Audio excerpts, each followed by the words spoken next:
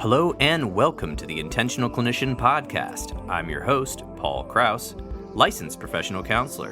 In today's episode, I'm going to be interviewing Dr. Stephen G. Post and his book, Dignity for Deeply Forgetful People: How Caregivers Can Meet the Challenges of Alzheimer's Disease. Stephen G. Post is a founding member of the Center for Medical Humanities, Compassionate Care, and Bioethics at Stony Brook University Renaissance School of Medicine, where he also serves as a professor of family, population, and preventative medicine. He is an elected member of the Medical and Scientific Advisory Board of Alzheimer's Disease International and one of only 3 recipients of the Alzheimer's Association's Distinguished Service Award. His first book, The Moral Challenge of Alzheimer's Disease, was hailed as a medical classic of the century by the British Medical Journal. He has been quoted in numerous national and international publications, including the New York Times, the Los Angeles Times, Newsweek, and Psychology Today, and has been interviewed on major news shows from ABC's Nightline to NPR's Talk of the Nation. Filled with patient case studies and wisdom from caregivers and clinicians, his book, Dignity for Deeply Forgetful People, is a welcome resource for the millions of families affected by Alzheimer's disease, whose numbers will only grow as the population ages. This is an interview you are not going to want to miss. The content is just wonderful. He's a great person to talk to, and I think you're going to really love some of the wisdom that he brings in this episode of the Intentional Clinician Podcast. All right, let's get to the interview.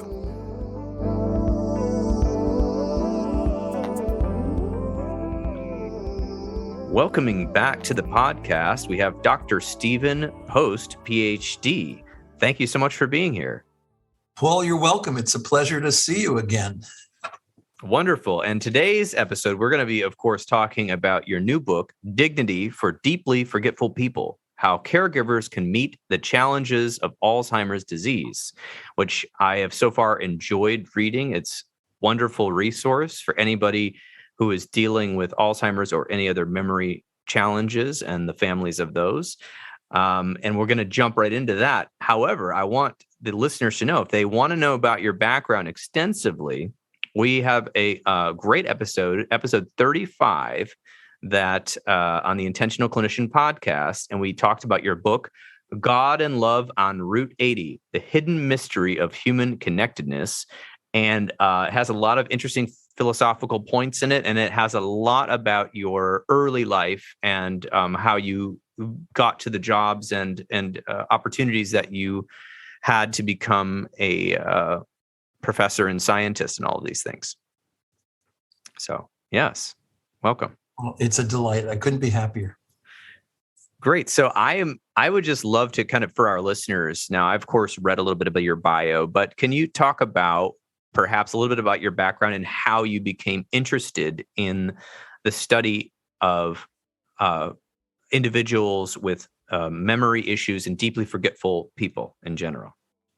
Well, on a personal level, it goes right back to my grandmother, Grandma Post. We were quite close. She had what was probably Alzheimer's disease, but it was before the language of Alzheimer's was used widely. It was senile dementia back in the day. She was in a nursing home. I would come by fairly regularly and do assisted oral feeding with her. That was before they even had these dreaded feeding pegs. There were people on staff who knew how to help with hand feeding, and I learned that craft. And that's the applesauce and the bran and whatever it is. And my grandmother would not be able to converse in a conversational modality, but she surprised me from time to time and would just call out my name.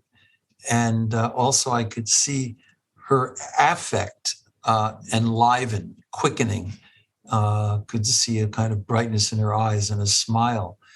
And there was a kind of ritualistic dimension to what we were doing. And it was a meaningful connection. So I learned early on in life that nobody's ever gone absent, a husk, a shell, empty, dead for all intents and purposes, that they may have communication challenges, they may be opaque, but you have to be open to surprises. And the book talks about a lot of caregivers who have been quite amazed at people coming back into themselves, at least sporadically. So what does that mean? Well, it gives people hope. Grandma's still there. The 7th chapter of this book is Grandma Still There, is my favorite. Mm-hmm. So that's part of it. But the other thing is I was so fortunate way back in 1988 to be recruited to Case Western Reserve University School of Medicine in Cleveland, Ohio. And that was directly by a remarkable neurologist named Joseph Michael Foley, to whom the book is dedicated. He wanted to start a clinical, ethical, social program for people with dementia and their families. And so I worked with him for 20 years. And he was an amazing human being. He was actually one of the founders of the Alzheimer's Association. And he loved these people. He would sit down with someone, no matter how deeply forgetful, and he would always call them by name, as if expecting an answer. And sometimes an answer would come and sometimes it wouldn't. But he was one who really believed that underneath the silence or the chaos, the person was still there. And I spent about 20 years, from Cleveland all around the country, working with Alzheimer's chapters, all through Canada, all through Japan, all through Australia, all through the UK. And this became my mission, my devotion.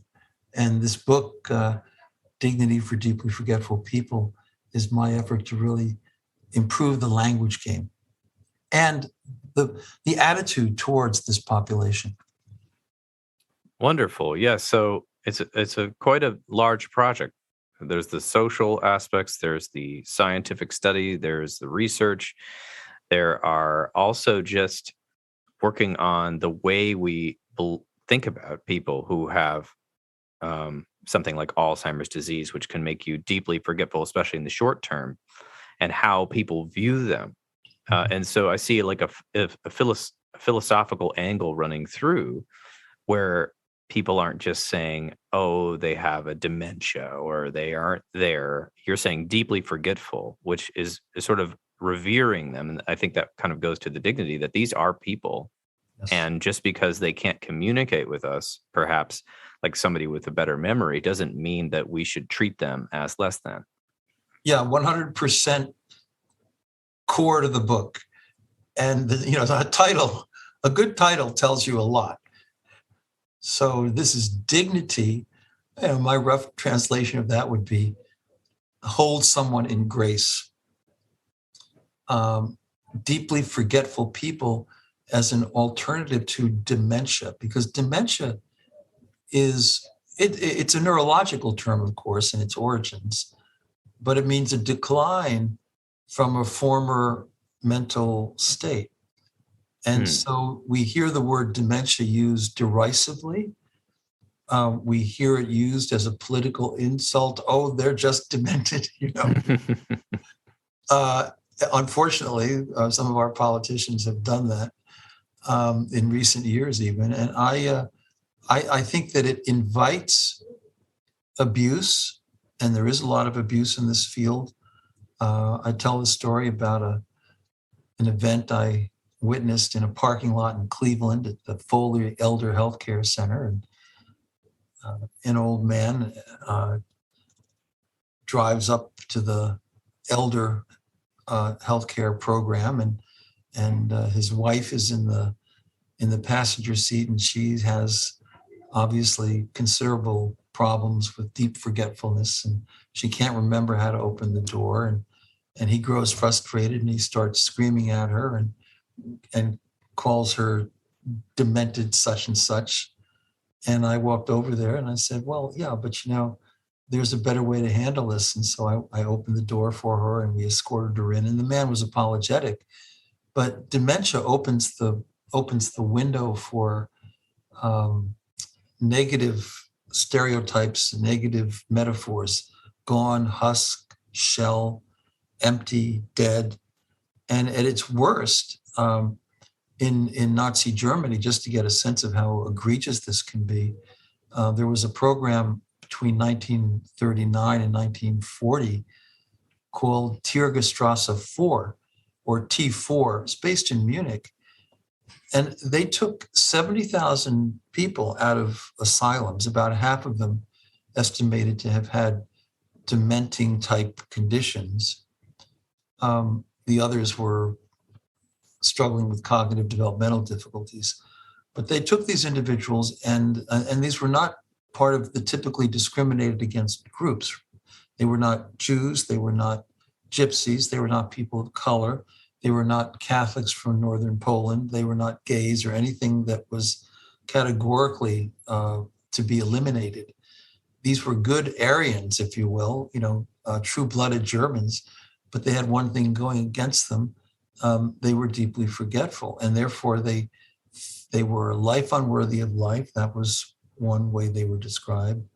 They were useless eaters and so forth. And they were, over that 1.5 year period, they were left to freeze outside, lying down in the snow, lying down on patches of ice. And then they would be brought back into the asylums and thawed out in hot air or in hot water, different temperature gradients. And the Germans, of course, said, well, we want to know at what point it becomes really futile to send rescue teams into the icy waves of the North Atlantic to rescue our pilots or submariners. Of course, that was hideous and no justification for anything. But this went on for quite a little while. And finally, the German people themselves were so disgusted by it that they stopped T4, and the same PIs, a couple of psychiatrists who I won't bother us with in terms of their names, they took the hypothermia experiments right to the death camps of Dachau and Auschwitz. But, we had, when Henry Beecher, who was the great physician and moral pioneer at Harvard, an anesthesiologist, wrote his classic article in the mid-1960s in the New England Journal of Medicine, exposing 22 cases of hideous research abuse. He included one where researchers from a distinguished cancer institute in Manhattan, that will otherwise go unnamed because he didn't name them in his article, but he had lots of data that he left with the editors of the New England Journal so that they could know it was all true. But they took the train down to Brooklyn Heights, and they injected cancer cells into older adults who were completely deeply forgetful, could in no way consent. And in some instances, these tumors actually took hold of them. And so this was in New York, and this was in the early 60s. And there's a lot of history of abuse. And we need to really think about that, because somehow or another, we're not inclusive enough in our moral imagination about who really matters in the fabric of our social world and in our ethics. Yes, I appreciate that background and summary of why some of what you write in the book is from a completely different angle, because there is a history of exploiting, killing, experimenting on people just because they were unable to consent, or perhaps like in the Nazi Germany, it was considered as some sort of experiment, but it was just terrible. And I'm not an expert on this, but I do know that just because somebody's deeply forgetful doesn't mean they are always forgetful. And oftentimes the long-term memory is intact. And also they can still feel pain, and they still have some conception of what is going on, even if it's not as broad as someone else without a forgetful part of their memory. Is that what you say? It's so true. And so if you've seen one case of dementia, you've seen one case. Typically, dementia, by the way, is a spectrum. It's a cluster of symptoms, including memory loss and some cognitive decline, maybe some behavioral dimensions. But but it's a cluster of those symptoms that can be caused by more than 100 different diseases. So 100 years ago, Paul, the major cause of dementia, at least in the Western world, ask Gauguin about this, was neurosyphilis, right? And that was, again, it wasn't justification, but that was what was the thinking of the CDC when they started doing the famous and the notorious Tuskegee research. They wanted to follow the course of syphilis to the point where it affected the brain of the African-American male. Horrible stuff, but that's what they were after. So right now, there are many causes of dementia. There is dementia secondary to Parkinson's disease, as you know. Dementia secondary to chronic traumatic encephalitis. The movie Concussion came out a few years ago. That was a pretty good movie, actually, with Smiley, who played center for the Pittsburgh Steelers and finally killed himself in his truck. But people are being very careful with high school sports programs now about preventing kids from, they don't need a concussion. They just have to keep bamming their head against the wall. It could be ice hockey. It could be soccer with a soccer ball heading. You got to be careful about these things. But most of these diagnoses are mixed. There's also vascular dementia, small stroke events in the white matter of the brain, which is why things like diet and exercise and good vasculature can be preventive over the course of a lifetime. So there are lifestyle interventions. I think that stress itself, most neurologists now agree, they didn't 15 years ago, that protracted stress will cause shrinkage of the hippocampus, that part of the brain that's connected with laying down of short-term memories. So it's a mixed bag, and you can't predict the exact course of any of these situations. How we interact with these people makes a difference in the actual course of the disease because of neuroplasticity and so forth. So if we treat them with kindness, we may see that reflected in their progression. So we really need to be careful not to pigeonhole people and think that this is all biologically determined in some simple way. And Alzheimer's does cause probably about 50% of cases of dementia now because we're living to be older. And that's an important consideration, but there's no scientific breakthrough when it comes to Alzheimer's. That's why the pharmacological industry is so frustrated. Alzheimer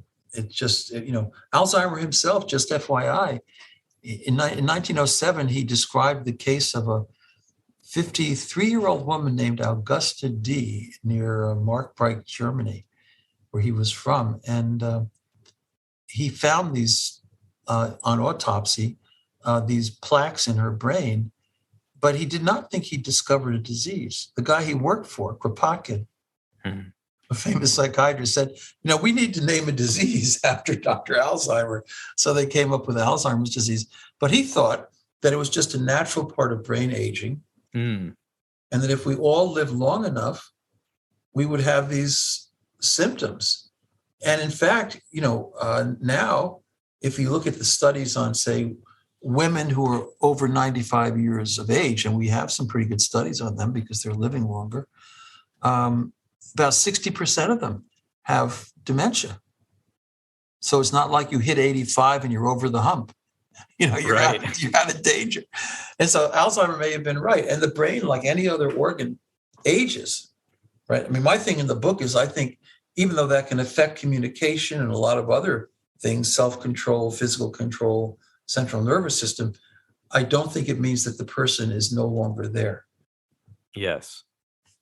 I think that's important to the philosophy of how we care for those afflicted and suffering, and also what forms of treatment or multi-layers of different treatments. Like you said, there's, of course, medications, there are social programs, there is caring homes, there are just a range of treatments and or palliative care. I don't know if that's what you call it, but just making sure people are able to have their daily needs met. And there's not a one size fits all for it. No. And we know that in 2021, there was a new drug approved for Alzheimer's treatment by the FDA. And actually, I did a whole podcast on that last year. Oh, really?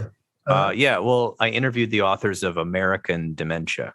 Oh, Peter Whitehouse. Whitehouse. And we were it's colleagues for many years. Yeah, it's on the website somewhere, but I can't remember what episode. I'll have to find that out and say later in there. But they completely, talked about that on my podcast from every angle and why they did not agree with the one size fits all drug approach and highly experimental and the studies around it. So, yeah, people want to hear that episode is there for sure. Nobody knows what causes this condition. I mean, it's still quite a mystery. And the drugs that we have, I won't name them, by label, but they're in a category called cholinesterase inhibitors. And Peter Whitehouse was one of the major forces in developing the so-called cholinergic hypothesis. But basically, if you look at these studies, these individuals, by beefing up the amount of acetylcholine in the hippocampus, you could have a little more communication between brain cells.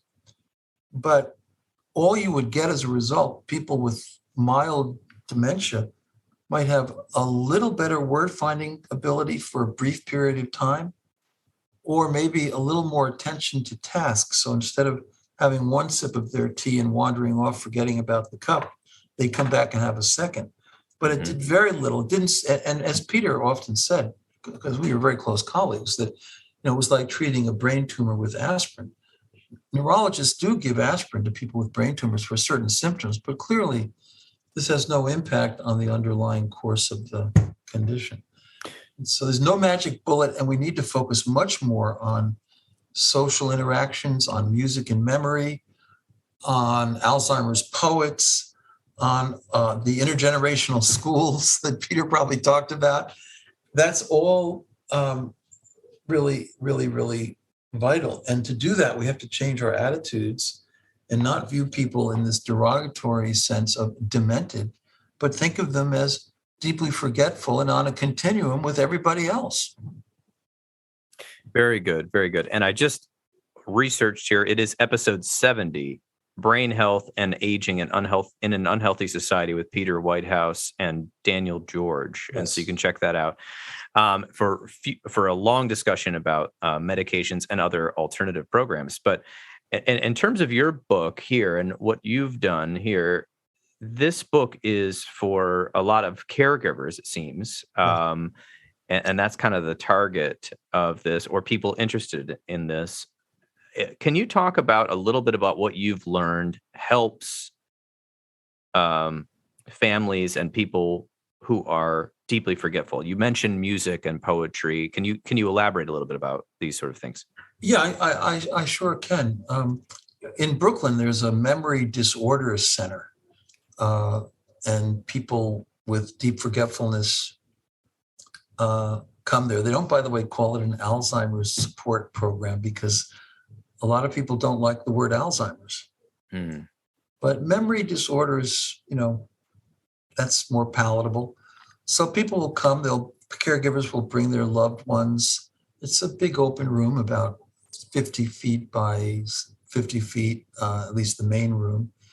And there are comfortable chairs. You might have 30 or 40 people with dementia sitting in a circle, lining the walls, and their caregivers with them. And you'll have a couple of Alzheimer's poets in the middle, and they will recite a poem that this particular age group would likely be familiar with, like Robert Frost's The Road Less Traveled. And they'll do it with enthusiasm. They'll do it musically. They will be full of energy, and then they will invite people to join. And I will tell you that as I've witnessed it on numerous occasions. About 80% of the people in that room will actually start reciting the poem with these poets. Now, some of them will just recite a line or a few words. Some of them will actually stand up and recite the whole damn thing. Mm-hmm. And then after that, they're more animated. They become emotionally lively.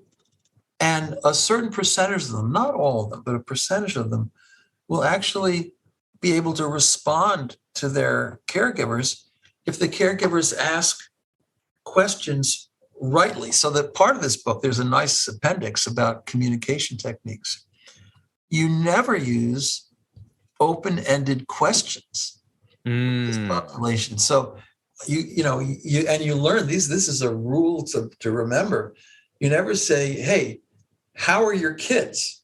You say, "How's Luke? How's Tommy boy?" Right. You never say, "Hey, what would you like for breakfast?" Because what you're doing is you're putting the person who's deeply forgetful on the spot. Pressure. They've got to recover words now. You want to do that for them. So you say, "Hey, would you like to have an omelet? Or how about post toasties?" Right. And then you're cueing them. You use language to engage them, bring them in, instead of drive them away. Yes. So that the Alzheimer's poets do great. We have, again, I'm a Clevelander by nature and disposition. I'm not a New Yorker, but I've been in New York for 13 years at Stony Brook. But there is a big choir in Manhattan called the Unforgettables. Okay, and so caregivers will get together weekly and rehearse, popular music, from musicals, and they'll or pieces from their particular traditions, that if it's a church-based or a synagogue-based thing. But typically, they'll do, Oklahoma or whatever, and then they will practice it. And in practicing it, they connect with one another. They laugh. They have positive emotional experiences. It's very positive psychology, and there's laughter. People begin to brighten up. People who were otherwise not communicative will begin to communicate, and then they have a actual concert on a monthly basis at this is before COVID, at St. Peter's Lutheran Church on Lexington and 50th. And people come from all over to hear this. And afterwards, it's incredibly warm. There's a lot of good websites about the Unforgettables. And then Dan Cohen, who founded musicandmemory.com, he's from Mineola, which is maybe 20 minutes west of Stony Brook. And, he's done a beautiful job using an iPod with music that caregivers identify as meaningful to that individual earlier on. For me, it would be the Beatles' "I Want to Hold Your Hand." Okay. I can remember everything about hearing that the first time. And they'll play that. And in, something like 90% of the individuals, if you have the right bit of music, they'll start getting somatic, they'll get rhythmic, they'll tap into that really basic evolved aspect of the human being. And then most of them will begin to sing a bit. And afterwards, about 2/3 of them might even be able to respond to the rightly phrased question. Now that will dissipate, they'll fade back.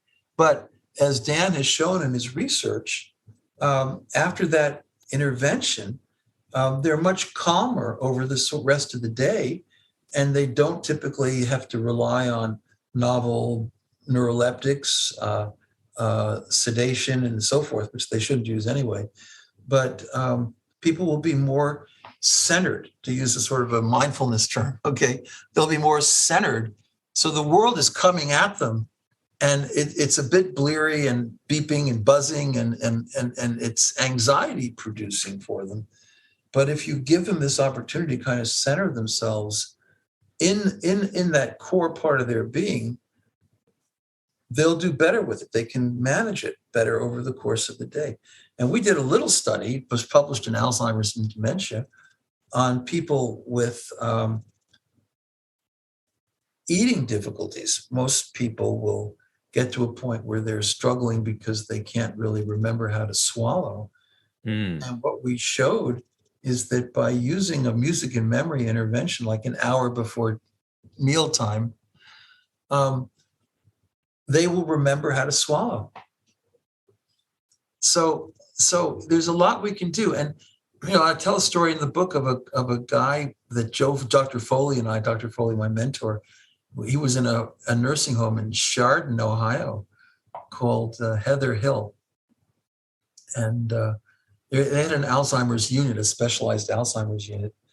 And we read the little bio sketch on the wall of a guy named Jim. And it said Jim had 2 sons, gave their names, told us a little bit about what he had done for a living. He was a businessman. And so we went out into the unit. There were probably 20 or so people ambulating around. And I asked the nurse, "So where's Jim?" And she said, "Oh, he's over there." So I went over to Jim and I took him by the arm and we sat him down at a table. And I used language wrongly. I said, "Jim, how are your sons?" And he couldn't respond. Then I asked him, "How's Jamie and how's Luke?" And he got excited. He lit up. And it was amazing. And so I really learned that lesson that day. And then he had he wasn't able to converse much, but he had a white, smooth, sanded, painted twig in his hand that was, blunted on the ends. And he handed it to me. And when he handed it to me, if joy was electric, that place would have been on fire. And I took it and I smiled. I said, "Thank you." I gave it back to him. And then I asked the nurse, "So what's the story about Jim and his twig?" Turns out he grew up on a farm in, again, northeastern Ohio. And he and his father were very close. And for you who understand attachment theory and separation anxiety better than most, right. He, like a lot of these folks, he had gone back in time to a point of tender, loving care and attachment because he loved his father so much. And his father went to a Protestant church, and gave Jim a chore every morning, which was to bring kindling in for the fireplace. So he gave, and by the way, when he gave me that kindling and put it in my hand, he said just 3 words, which is in the book. And he said, "God is love." So somehow or another, his short-term memory, and that was deeply affected. Obviously, he couldn't function. He couldn't remember things that he had immediately picked up. But his deeper memory, his autobiographical memory, was much more preserved. And that's what I want to say to everybody who reads this book. You can work with that. Your job as a caregiver is not to be derisive, or dismissive, but to actually connect with that continuity of self. And so that's what I really, really, another little story. So Joe and I, we traveled all around the country and all around Ohio and whatever. There's a geriatric psychiatric hospital in Mount Vernon, Ohio, which is about an hour south of Cleveland, maybe about an hour and a half west of Pittsburgh. And there's a special wing of that hospital for people with Down syndrome. Because when people with Down syndrome hit 45 or 50, they typically have a diagnosis of probable Alzheimer's. Whatever it is, they have forms of dementia and they decline more precipitously. And so Joe and I we spent a morning there and we noticed these magnificent Hindu nurses and nurses' aides and a couple of doctors. They had a little community, believe it or not, in the middle of Ohio. And they took such diligent care of these individuals. They weren't reacting to them. They were responding to them. They were mindful of their emotional state. They were loving. They were kind. And you could just see how powerful it was So Joe and I took a few of them out to a restaurant in Gambier, Ohio, where Kenyon College is, and it's a pizza place. And we sat them down and we just asked them, we said, we were so impressed. What makes you so caring? And they said a word that most of your listeners will know. They said namaste, which in Hindu, it means that's their greeting, but it has a spiritual meaning. It means I honor the divine in you as you honor the divine in me. So we're all part of, our minds are not just derived from biology, from brain, from cells and tissue, but our minds are gifts from the one mind, as Einstein or some of the other great physicists commented, Larry Dossey in his great book, One Mind. So our minds are much more connected than we think. So when someone says, namaste, I honor the divine in you as you honor the divine in me, what they're doing is they're saying, I honor the eternity within you. Even though you've had brain destruction, you're not any less significant. And this book is endorsed by His Holiness the Dalai Lama. I saw that in the inner cover, yeah. Yeah, so I got an invite from the Indian Institute for Advanced Studies in Bangalore, India. And this was, actually, I have this stuff right up here on my wall. That was 2015.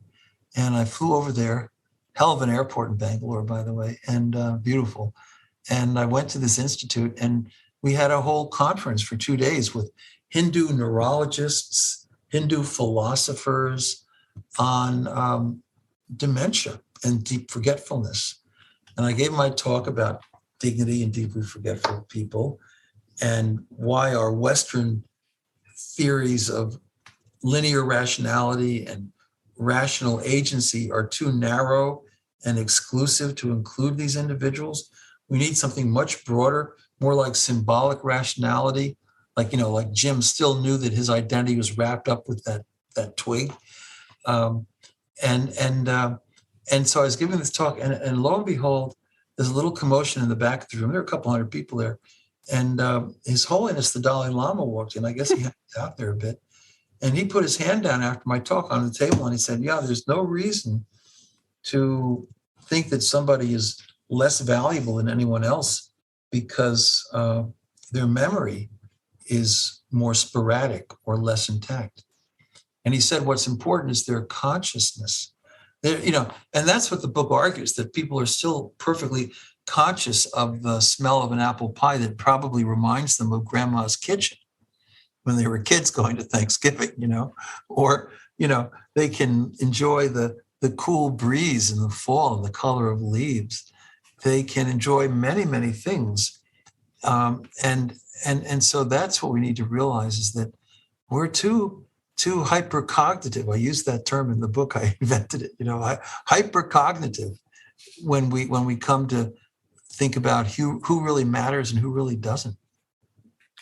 Yes, that's such a good point, because as I think, unfortunately, some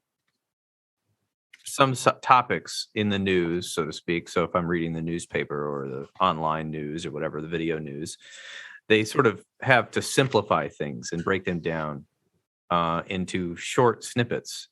And so, if you hear about, elders and aging and Alzheimer's in the news, it's just a short snippet, kind of fits into the kind of marketing world we live in, where it's either this or it's that, or we're looking for a cure or whatever. And in all things, I think, in almost anything, if you are really open to learning and you're a learner and not somebody who just thinks they know everything, you will find a deep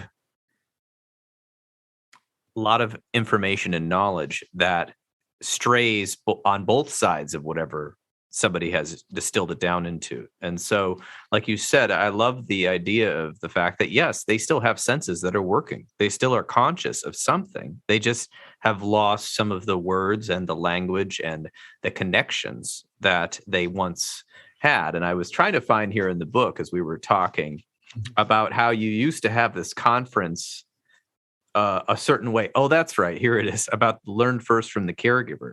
Yes. And how you over time, worked on changing the conferences to have just so many different people and so many different angles. So family caregivers talking about their experiences, ethical concerns, wisdom of helping those with Alzheimer's. And this included so many things like driving, nursing home placement, stopping treatment, end-of-life debates, antibiotics, etc. You had an ethicist come in who has been working with the families to address all these different concerns that can happen when someone has Alzheimer's and cannot, they usually probably have a power of attorney, right? They're not speaking for themselves on medical decisions. Right. Then you had a local physician, an elder health attorney, and others, and then questions and answers. And then later in the day, a full presentation on the latest science. And I love how that conference order just makes sense to me. Yes. Because I could just see, like, if there was a drug company, they would just start off with, here's the latest research and this is what we need to do. And then maybe there'd be like a side panel of this other, but starting with what is going on the ground, what's going on with every caregiver here. Okay, let's bring in this ethicist to talk about. Let's bring in a physician. Let's bring in the elder health. Now let's bring in the research later on after the Q&A. So we're kind of starting with that important philosophy of how are we, all of the difficult nuances of caring for somebody who can't fully respond to what maybe they want, in their end of life situation, to bringing in the science later, because what we're needing to address is the humanity of both the caregivers and their difficult emotional and psychological journeys, as well as those they're caring for. So feel free to comment on that. Yeah. Yeah. So, I was so tired of going to these conferences with the lead off by neuroscientists who would lay out, they would download, the latest scientific knowledge about X, Y, and Z. And you've got a room full of caregivers and mildly affected individuals. They don't give a hoot about this. They don't understand it. So when we did these conferences, and we did them all over the country, we started with the affected individuals, typically, who could still articulate for themselves, and ask them, what's your experience of dementia, and really connect with them for 5 or 10 minutes. There's an organization now that everybody needs to learn about called the Dementia Action Alliance. I'm actually speaking for them in Indianapolis in September. They're very impressive. And they are an organization of individuals who are affected by dementia and their caregivers. And they actually have some great podcasts, and they can be amazingly articulate and thoughtful. They can speak about their anxieties. Of course, there'll come a time when people forget that they forget. And so then that sort of communication becomes more challenging. But so those conferences were great. And that's what really was the baseline for the National Alzheimer's Association ethics guidelines. We'd go over all the ethical issues, really from diagnosis to dying. And that included, do you want to use a feeding peg or not? I always favor assisted oral feeding because they'll actually live a little longer and they have the joys of palatial and social stimulation. But everything, so if someone gets a progressive dementia, do they still have to get insulin shots? And they no longer, by the way, have insight at a certain point into what that needle is for. Right.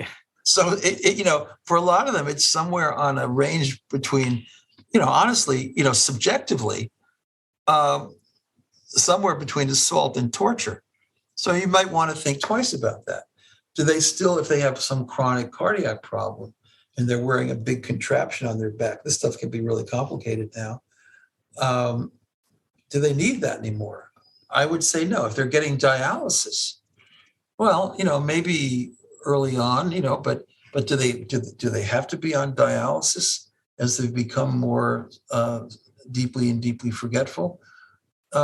I don't think so. I think that people have a right, if they determine this in consultation with their durable power of attorney or their family surrogate, to just let it go and let nature take its course. So I'm an advocate for that. And so the ethical issues are many there. I mean, there's a chapter of, I guess, 16 ethical issues. What happens if grandma made me promise never to put her in a nursing home? Mm-hmm. Well, the answer is obvious. If the caregiving becomes too complicated and unbearable for you, you need professional help. If that means a nursing home, it means a nursing home. Okay, so here's the story. So when I got to Cleveland, which was in 1988, that's a little while ago, and Joe Foley had recruited me, we wanted to start a program for family caregivers and people with dementia.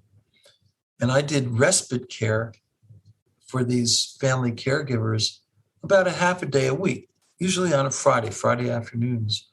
And that would allow the caregiver, because caregivers overall, I mean, this is important, because again, I'm thinking of you as a psychologist and your audience, there is a little higher level of depression in caregivers than in the general population, because they're under the strain of a 36-hour day. That makes sense. Yeah. Pretty wild. It can be pretty wild. And you can have all kinds of difficult behaviors. And so it's terribly stressful for some, less for some than others. But if you give them just that half a day a week where they can relax, go out to get a cup of coffee with an old friend and talk things over, go to a movie, go shopping, just go for a drive, go for a walk in the park. I would say if you want to be preventive, walk with friends to a Greek restaurant for a Mediterranean diet. And there you go. Laugh a little on the way home, stop by the library, and maybe do a little bit of a crossword puzzle. So I just, that's as good as it gets. But I do think that the thing with all of this is that we need to. Where was I going with this? Just you have to edit this. I'm sorry. Oh yeah. It was talking about the program in Cleveland for caregivers. Respite. Yeah. So I did respite basically a half a day a week, and it's appropriate given the topic of this program. I would forget. Right. That's what I mean.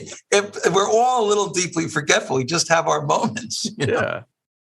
But I really got a lot out of this myself, and then some years later, the Alzheimer's Association nationally had a big public policy forum in Washington, D.C. Congressman John Lewis, who was then still alive, gave a beautiful address. And it was all about respite care, because we had done research studies showing that respite care was very, very healthy for the caregivers and preserved them, and was even financially beneficial, because you wouldn't have to separate the caregivers and their affected individual early on. I mean, they could do better and they could do longer. So we went up to the offices of congressmen and senators in the twilight of the evening with these little electronic candles, and they were expecting us. It wasn't a revolution or anything, and we asked them. If they could support respite care. And they all said that it was a great idea, but unfortunately they couldn't do it, because if they supported respite care for Alzheimer's caregivers, they'd have to support respite care for all kinds of other caregivers. And that would be too expensive. And this is what the first chapter of the book basically says. In America, we think of ourselves as so independent and so invulnerable. Mm-hmm. But and that's okay at certain points in life, but it's not the ultimate reality. The ultimate reality, we come into this life, we're totally dependent. We get ill, we have a spinal injury, we're dependent. We get old and squirrely, we're dependent again. So the bottom line is that we're actually much more vulnerable and interdependent than we are invulnerable, and independent. So Very I support Interdependence Day. There you go. I'm good for the Independence Day too. Don't get me wrong. Yeah. I'm from Cleveland, but I think we need we need Interdependence Day. Well, and you can see if we go in the philosophical realm, how the hyper individualism of what a lot of people espoused in our nation for the last several hundred years has infiltrated policies to the point where if anything is taken to its extreme, any behavior or any policy, it usually ends up having a negative effect or effect maybe not intended. And so as we evolve as a society, trying to figure out how do we realistically address the nuances of the different stages of life, acknowledge the different stages of life that we all will go through at some point. We all will, there are people out there that are 98 years old living independently and they eat a banana every day and go on a run or whatever. There's that guy who does the marathons, but this is the more rare situation. Often, and he, of course, needs help himself. He doesn't, I don't think he lives alone anymore, but he did for quite a while, into his 90s, I think. But we all are going to need some type of help. And how do we build a society that allows, it's difficult. How do we get the needs? Like you said, the caregivers need respite. Yes, they do. They're very, they're taxed by helping others and not being able to focus on what they want and need as much. And then how do we include those into policies of money and politics and whatnot? I was talking to a financial advisor I have friends with recently. Oh, good. He said, you'd be amazed at how many wealthy individuals will decline my recommendation that they get disability insurance and other life insurance policies and other policies that would protect them if they got injured or died early, would protect their family or their business. And he said, I now have a waiver that I have everyone sign if they decline these very minimal cost for a wealthy individual policies. And because he said in the past, other financial advisors had been sued because the family said, well, why didn't you, you manage hundreds of thousands of dollars of this wealthy individual's assets. Why didn't you get them on a disability policy? And they said, well, I did, but they declined. Well, where is it in writing? Right now we're suing you. So it's interesting how the ego in humans, we have this idea of invincibility, which can help us in certain parts of our life. But at some point in our life, we have to evolve past that. Ram Dass talks about in one of his books about how he cared for his father and moved in for his father towards the end of his life. And I'm not really sure what happened to his father, but his father couldn't really remember anything in the recent past. He only remembered his childhood. Right. And eventually Ram Dass was changing his diapers. And he said that, people said, well, why would you want to do that? Or why would you want to give up your life to do that? And he said, this was one of the greatest things in my life, that I came into this world. My dad changed my diapers and now I'm helping him on the way out. And as he helped him, instead of the nurses, the father preferred his own son. I don't know if he could really tell it was his son, but he was happy. He was so happy about being taken care of, and they actually had the best relationship they ever had at the end. So I think about those stories and how we can get so focused on where we're at in life and not think about the big picture, maybe because the big picture is scary, it's complicated, all these things. So I'm glad that you've written a book that addresses this predicament, but also and some of the end of life issues.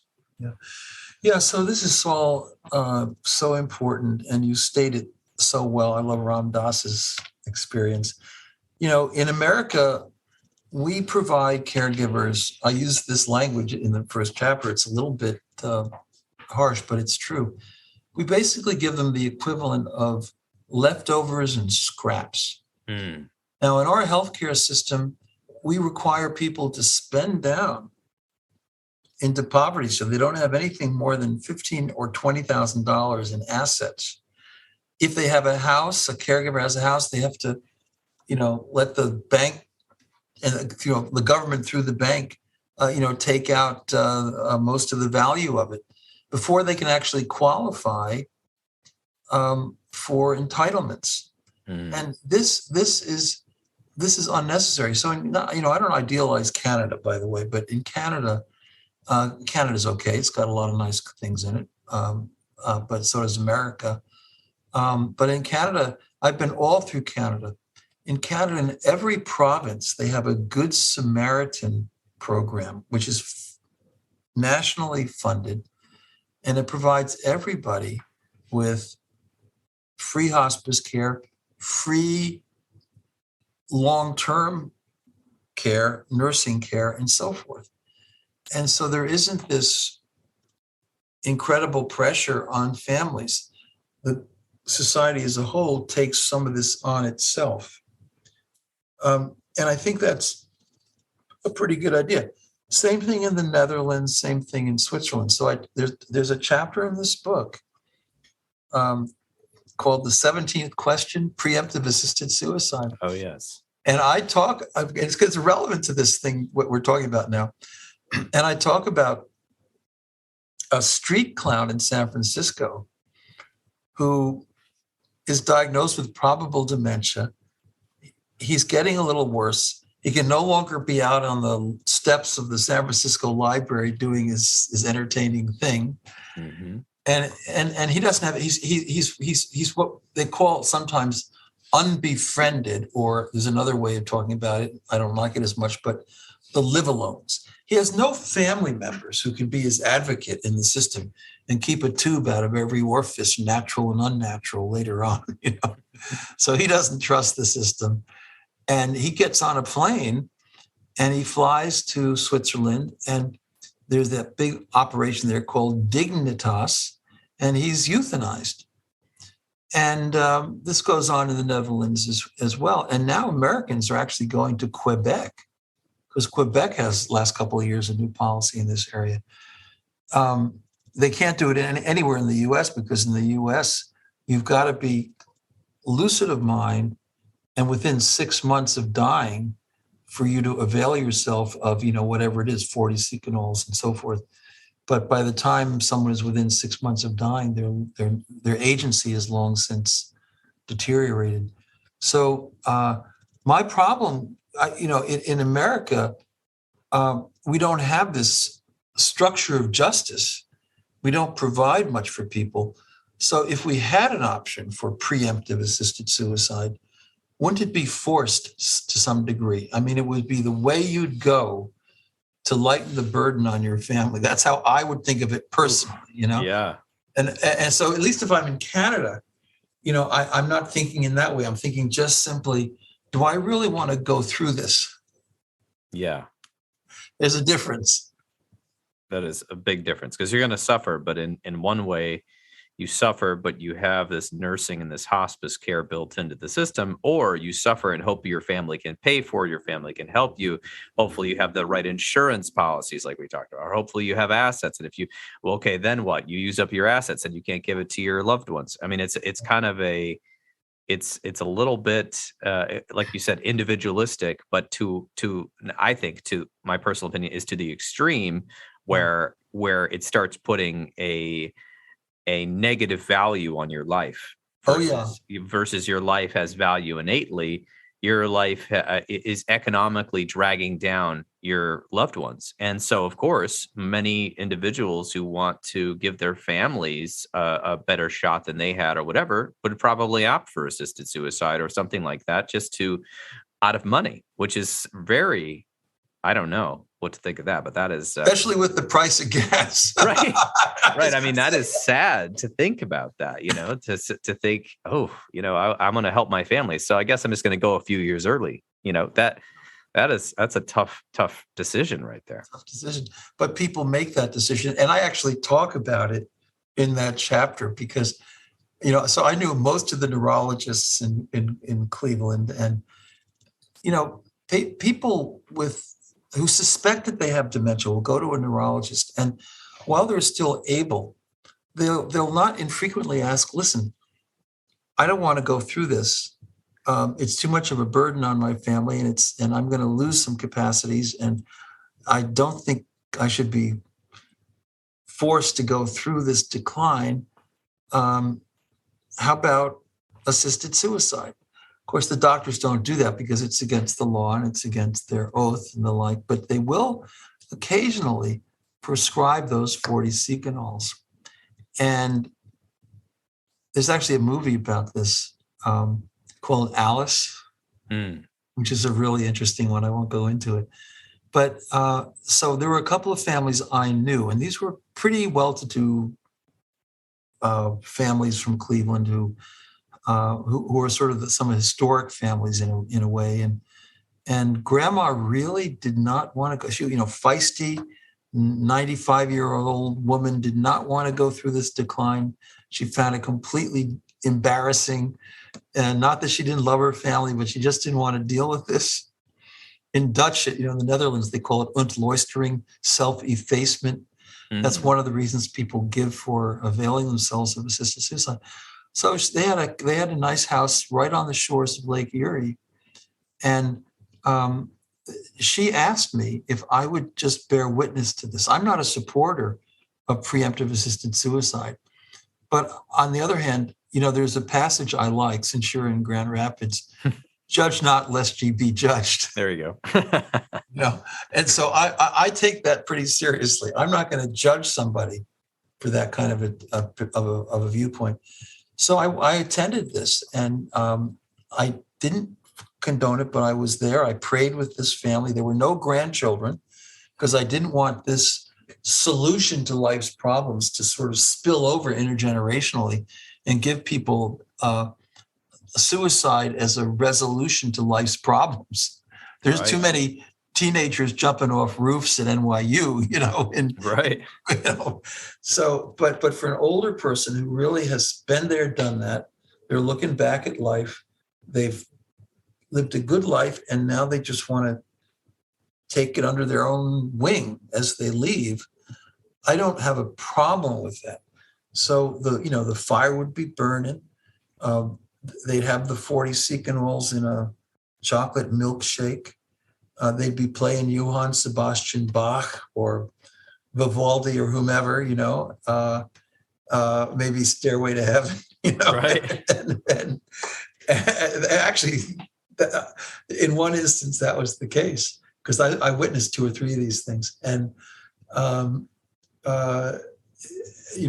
you can imagine Jimmy Page, playing away, and then everybody, holding hands, and grandma swallowing that milkshake. And then, after half an hour, she drifts into sleep, and she's gone pretty soon thereafter. And it wasn't traumatic. It wasn't despairing. It wasn't hopeless. I didn't think it was nefarious or evil. I thought, I don't advocate for this because I'm so into it. And the whole book is about finding a way to care and include individuals who are deeply forgetful in our lives, in our culture, in our society, and even learn from them, although they can be difficult, but they're also differently abled. So I'm all for that, but I'm not going to hold that as the ultimate Trump reason, knock down, drag out reason to say that somebody shouldn't have a right to go out on their own terms. Absolutely, yes, and you do address many of these ethical quandaries in the book. Now, one of my questions I like to ask is we have so many different range of listeners, from graduate students to therapists to people interested in philosophy to people that will just find this title and randomly come to this podcast because they want to know about deeply forgetful people and caregivers' journeys and what to do. So I know, obviously I would say, hey, get the book from your local library or buy it or something like that to learn more. But how else can people get involved if they want to get involved with groups or, I guess groups that would be helping caregivers or educating people about Alzheimer's disease and deeply forgetful people? What are some resources that you would recommend? Well, most places have a local Alzheimer's association, but also there are other organizations. In New York, the major organization is called Caring Kind. And they do beautiful things. They do all these great activities. Remember, you're as a psychologist, people talk about passive hope. They're going to come up with a magic bullet in that laboratory down in Chicago. But active hope is, wait a minute. There are things I can do actively right now with my loved one, with other people. So support groups are important. A lot of churches have good support groups. A lot of synagogues do. I'm doing something in Pittsburgh in a month with the whole diocese of Pittsburgh because they have this big caregiver support program. And so I think those are ways to think about it. And there are these organizations like the Dementia Action Alliance, which increasingly has chapters all over the country. And that's great. I mean, they're not banking on a miracle. They think this is too complicated for some magic bullet to come speeding down the road. But they're very creative in what they do, and I like them a lot. So that's what I would say. And the other thing I just want to, I'm a U Chicago product through and through, and so some of your listeners are probably Hyde Parkers, Right. And I had the honor when I was in Chicago of studying with a neurologist, a neurophysiologist who won the Nobel Prize, and his name was Sir John Eccles.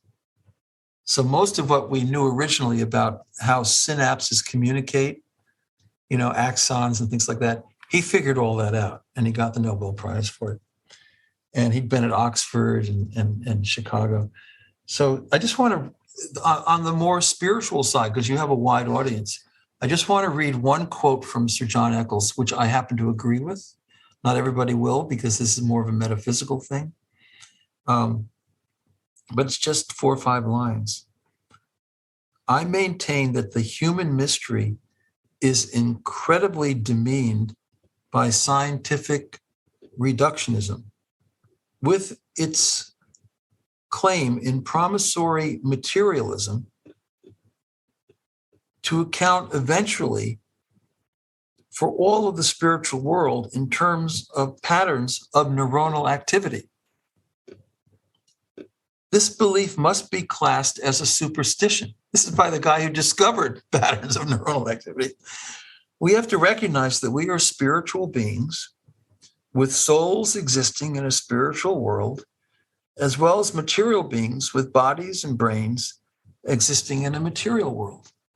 So for Sir John Eccles, the possibility that you could have a lot of neurological deterioration picked up by scans and whatever, but that the self underneath it, however opaque, could still be there fully, but just hidden. That was for him pretty much the model. And so when I talk in the book about paradoxical lucidity, about people who have been long gone, absent, and so forth, but then with the right stimulation, they'll come into themselves and they'll be able to kind of have a sense of conversation for a brief period. Then I wonder, is that just some little fragment of their neurology firing off in some corner of their brain that could explain this sort of return of a whole self? Or is the whole self always there lurking underneath? I love to tell the story. I lived in Detroit for a couple of years. I was actually at Ann Arbor for 2 years, and I would go into Detroit for the Detroit Symphony, and they had a great composer, Leonard Slatkin. Some of your listeners will appreciate him. I love Michigan, by the way. We had a great time in Ann Arbor. And so one time Leonard Slatkin did Appalachian Spring, Aaron Copland's great symphony. And he said, Aaron Copland, the last 4 years of his life, he struggled with Alzheimer's disease.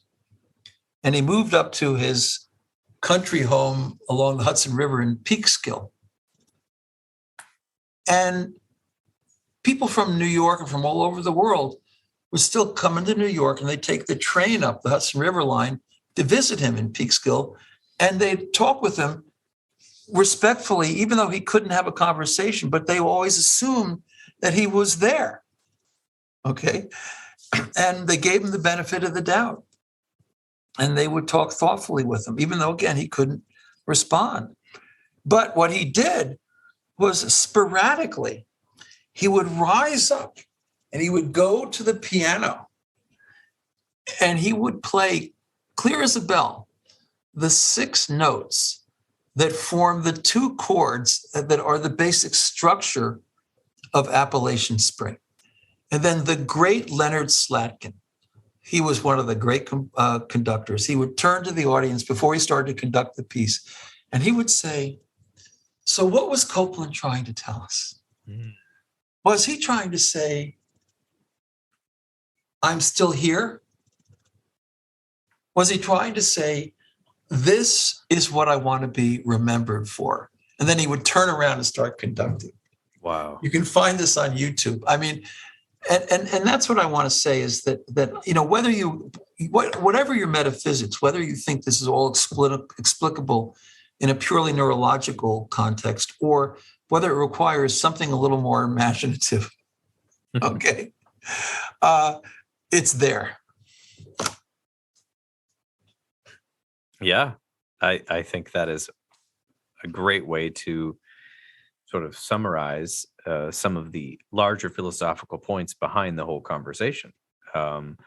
Just on a personal aside, I remember my grandmother had a bunch of small strokes and ended up in a nursing home. They said Lewy body was the type of cognitive decline that she had, but we're not really quite sure. And when she got on hospice, she ended up living like 8 to 10 more years because apparently that helped, having the interaction. Uh-huh. And my mom would go over there every day and talk to her and all of that. And I remember 2 sides of it. I remember on one hand, some of the relatives had a really hard time coping with the fact that her at first it was her short-term memory that went away, and thought she was a little girl living in Chicago and thought we were all different people. Later on, not really knowing who anybody was, and then later on losing language completely. They had a really hard time with that. It kind of would get agitated. "Don't you remember me, Mom?" and that sort of thing. Yeah. And my mom did a lot of work around it, so she wasn't agitated. She was just more sad, I think. But I remember going over there after she had lost language, because I saw the various stages over, 10 years of this. And I remember, because I had just got done with some psychology courses, and I don't know, I was in town, and I asked my mom, I said, what was her favorite musical artist? When you remember growing up. She said, "Oh, it's Neil Diamond." So my brother and I started singing Sweet Caroline to her, and she got so excited. And she just started babbling. And I don't know what she was exactly saying. I remember my brother and I were like, she was like very emphatically saying, and I remember she said something about like the pyramids and something. I remember the word pyramid, which I was like, where is that coming from? But I remember her so happy. And it was like she kept like touching this pillow and like pointing it towards us as if she wanted us to keep singing more Neil Diamond. And so then I think my mom eventually got her like a music player that could play old music for her in her room. And she was very happy about it. So was she underneath there the whole time, and just couldn't communicate? I tend to think so. That's kind of where I'm coming from. It's like, I talked to somebody whose friend was in a coma recently, and the friend got out of the coma, and the friend said to them, they were in a coma for 4 or 5 weeks, medically induced because of a car accident. And the friend said to them the other week, and this person told me this, they said, the whole time I was in the hospital or whatever, I didn't know what was going on, but I felt like I was floating in water. And she goes, that's all I remember. It was that I thought I was floating in water. And when I finally woke up, I went, oh, I'm not floating in water. I'm in some sort of bed here. But they thought for 4 or 5 weeks, whatever it was, they were in this medically induced coma, I'm floating in water. That was their thought. So they had a thought while in a medically induced coma that they remembered, which I thought was really interesting. So anyway, it's very complicated to say what is, like, I like how you leave it open to whatever people's perspective is, but I like to kind of have a little bit of both. I like to have a little bit of both. I like to bring in the materialism, but I feel like with that, without any other mystery, it becomes boring. So anyway. Yeah. And the great philosophers of mind,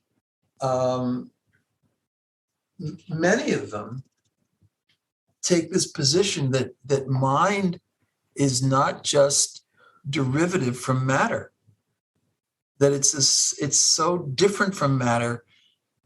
In all the great spiritual traditions, mind precedes everything else. There is this mind beyond time and place, the supreme mind, and from that comes the universe in the form of a big bang and so forth. And most of the Hindus, I talked about the Hindus in Mount Vernon, Ohio, for them, our minds are our participation in the one mind. And some great physicists I've known over the years have taken that idea very seriously. By the way, people with dementia, their linear rationality may be limited, severely limited, but they can still be incredibly creative. So in the book, I talk about Willem de Kooning, who was a great abstract expressionist, but his work was so violent. He was the artist of the age of anxiety. So he's diagnosed at Cornell Medical Hospital with probable Alzheimer's. It's always just probable. It's like probable Lewy body, I had to be careful about not getting too concrete. And 13 and a half of 14 years before he passed away, he spent in a loft with an assistant, and he liked wearing his dungarees every day. They had a couple of sets of them, so they could change them.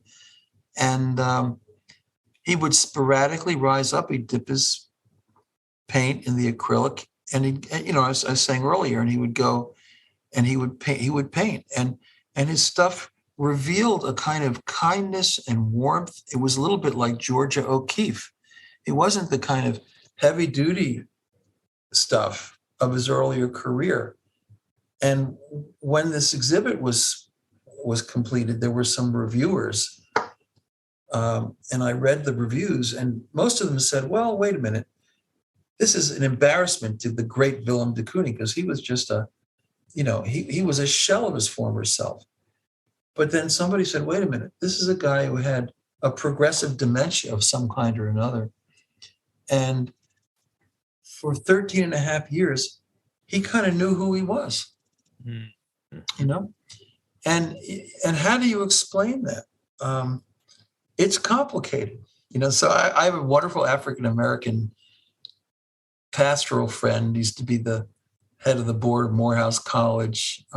He's from Detroit originally. He's well into his 80s now. His sister passed away, and he was up in Detroit, and we were conversing by phone, and I said, so in those last weeks and days, did you think she was there?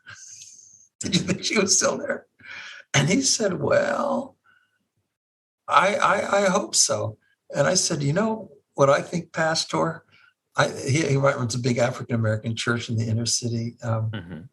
I said, I think maybe she went down to the Amtrak station in Detroit, and she had one foot on that train bound for glory. So she was just ahead of us all. And when someone's silent, in India, the gurus will go to a cave north of Delhi, and they'll just be silent for days and days and days, and is a spiritual discipline. Well, okay, so this is different. It's imposed by a neurological deterioration. But how can we say that because someone is essentially mute, that there is not something mysterious and meaningful going on that we don't fully understand? And I think right there, the mystery is, where is a perfect place to leave off. Yeah. And I think you've given a wonderful preview of the book, and it was very readable, like your last book that I read. It's just a page turner. The subject matter may be difficult, but the spacing of the chapters and the chapter heads make it easy to kind of get the point. And I think that's one of the best parts about, when you read a book, is it readable? Yes, very readable. So I'm excited to have people hear this episode and to get involved. And it's been a pleasure interviewing you. Is there anything you didn't say that you want to say before we head off air? Well, no, just that, this book, because I spent 30 or 40 years, traveling the country, working with caregivers and support groups, it's got more of my heart in it than anything I've done. And so I'm very happy, Paul, that when you look at the way it's set up, even the table of contents, is like actually interesting. Yes, I saw that. That was not a typical table of contents. You have like subparts under each chapter, and I love that. It's almost like an index in a way. And it's easy to navigate. So, but people are loving the book, and I'm doing this plenary for the Dementia Action Alliance and lots of other organizations. And I just want to let your listeners know that, if they want to do something with me by Zoom or whatever it might be, I'm perfectly happy to be available. Oh, wonderful. Wonderful. I think that's a great opportunity for people that may be wanting to start a chapter of one of these organizations in their locale, to have you as a guest now. Thanks to the internet, we can now have you speaking wherever you want without having to jump on a train and a plane and an automobile. So that's right. Yeah, that's right. And it's just Stephen with a Ph.D. post at gmail.com. Oh, wonderful. Okay. And I'll put that in the show notes as well as your website and the books links for people to get involved that way and reach out. So thank you so much, Dr. Post, for being on the podcast.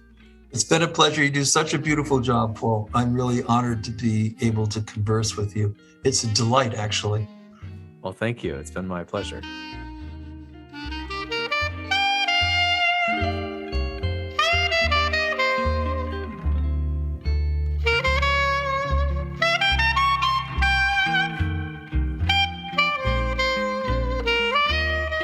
And there you have it. This has been another episode of the Intentional Clinician Podcast.